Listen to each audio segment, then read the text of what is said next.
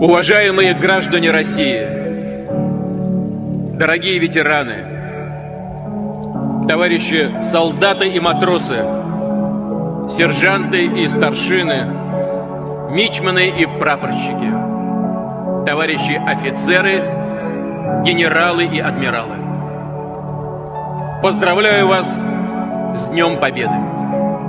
В этом году исполняется 75 лет с начала Великой Отечественной войны.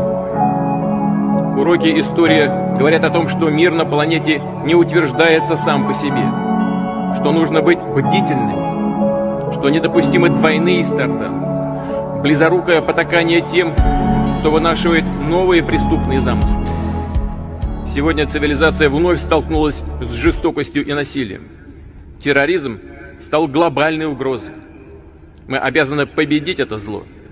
Они их не подводят и всегда будут держать равнение на великую победу, на подвиг доблестного поколения победителей. С праздником вас! С Днем Великой Победы! Ура!